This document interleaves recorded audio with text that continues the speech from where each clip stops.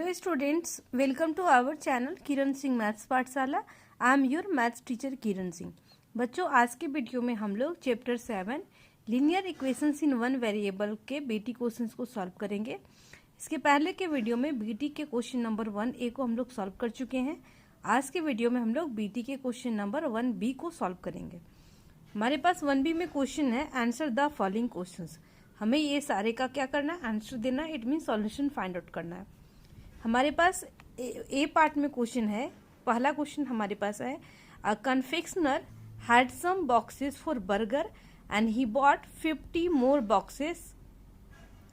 Confectioner का मतलब हलवाई के पास बर्गर का कुछ बॉक्स था और 50 और बॉक्स वो खरीदा है। ही बॉट 50 मोर बॉक्सेस।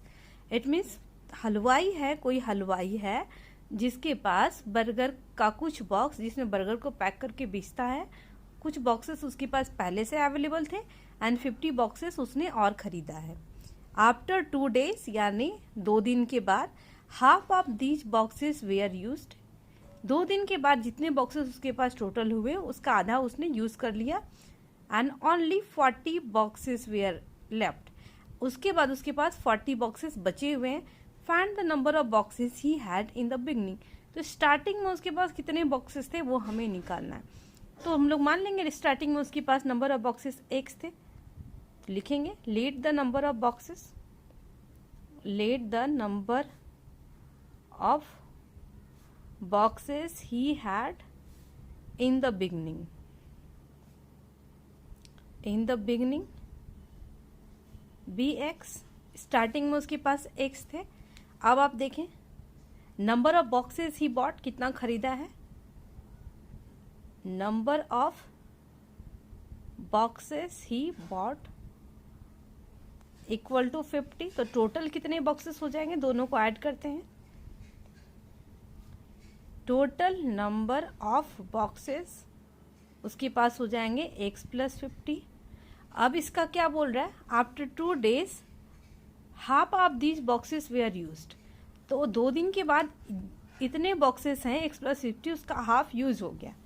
तो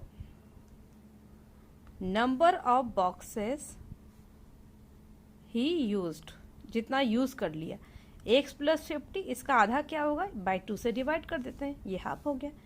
अब अकॉर्डिंग टू क्वेश्चन देखें, इसके पास total number of boxes x + 50 थे, उसमें से x + 50 बाई 2, इट मीन्स इसका हाफ वो यूज किया, उसके बाद रिमेनिंग 40 है।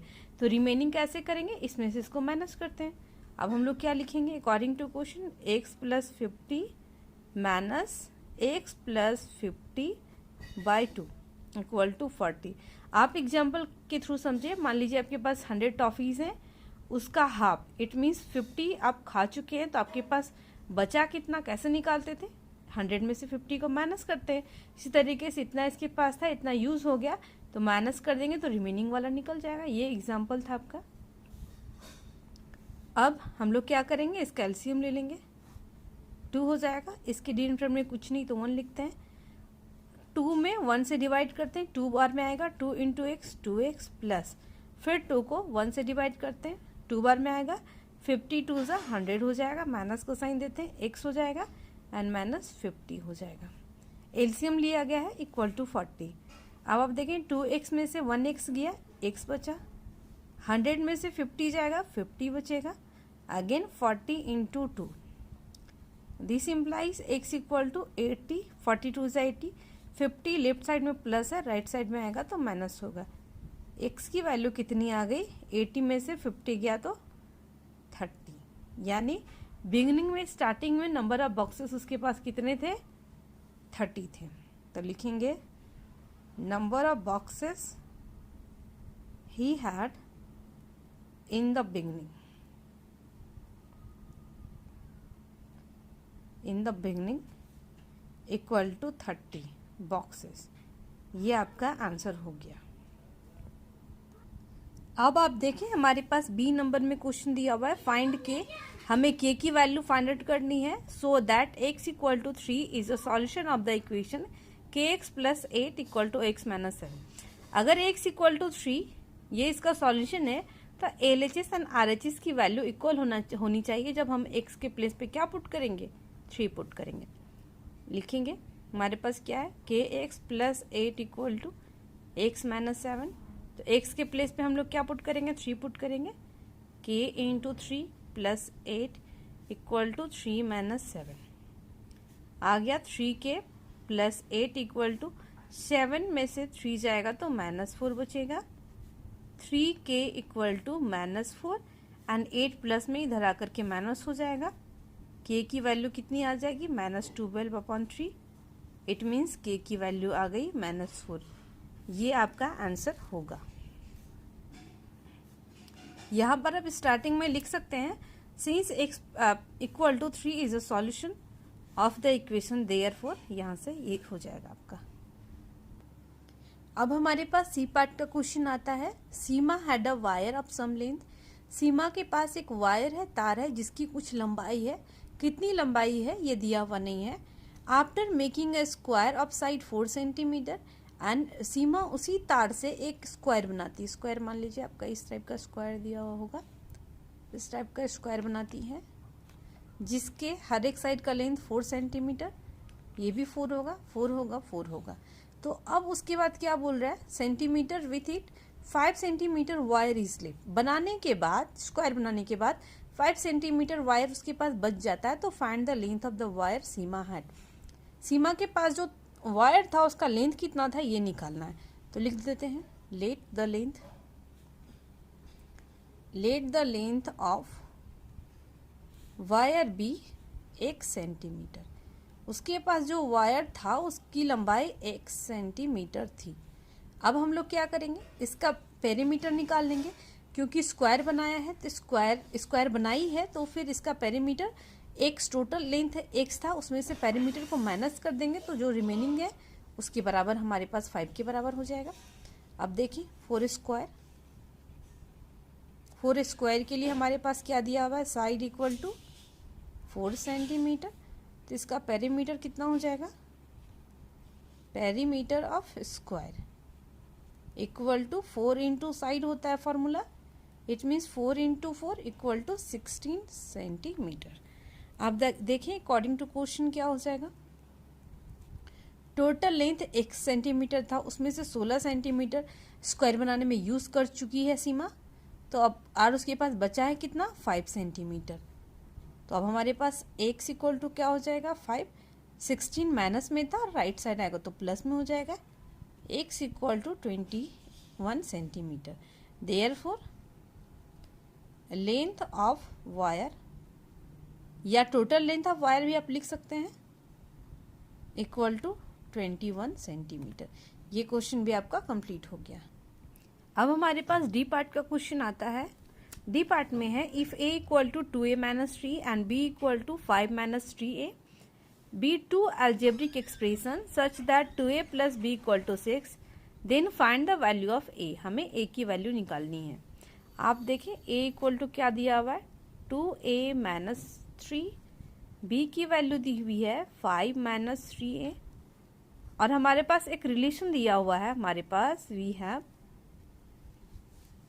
2a plus b equal to 6। आप देखें ये b लिखा हुआ है, 2a के प्लेस पे जो वैल्यू है उसे हम लोग पुट करते हैं, 2a माइनस 3 प्लस b के प्लेस पे भी जो वैल्यू है 5 माइनस 3 है उसे हम लोग पुट करेंगे। अब हमारे पास क्या होगा, 2 इंटू 2a 4a, माइनस का साइन देंगे, 3 इंटू 2 6 हो जाएगा, plus 5 minus 3a equal to 6। Bracket को ओपन किया गया है। 4a में से 3a जाएगा तो 1a बचेगा। अब देखिए आप 6 में से 5 जाएगा तो -1 बचेगा, क्योंकि माइनस प्लस माइनस होता है, एंड 6 हो गया। a की वैल्यू 6 -1 था, राइट साइड जाएगा तो +1 हो जाएगा। a की वैल्यू 7 आ गई। ये आपका आंसर होगा। क्वेश्चन नंबर डी भी आपका कंप्लीट हो गया।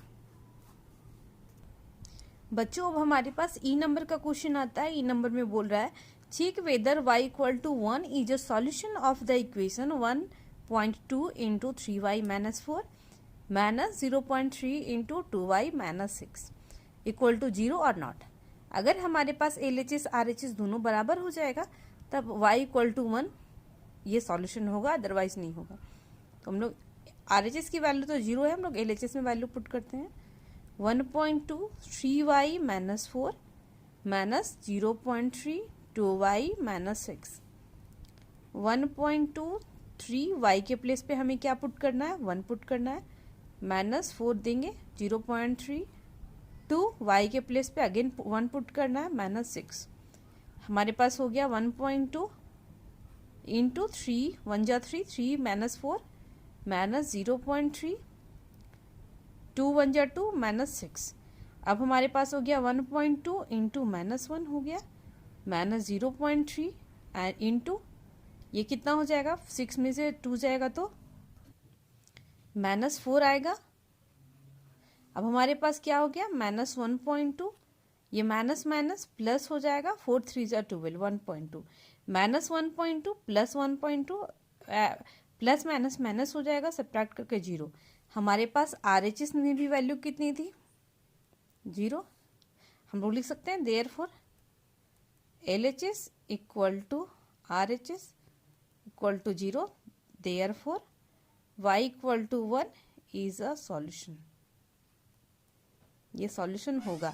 तो इक्वल टू 0 और नॉट, तो यहाँ पर आप क्या लिख सकते हैं, यस भी लिख सकते हैं। आपको पूछ रहा था कि ये इसको सिंप्लीफाई करके 0 आएगा कि नहीं, ये आएगा। बच्चों इस तरीके से बेटी का क्वेश्चन नंबर 1 भी कंप्लीट हो गया। नेक्स्ट वीडियो में हम लोग आगे के क्वेश्चंस को सॉल्व करेंगे। Thanks for watching me.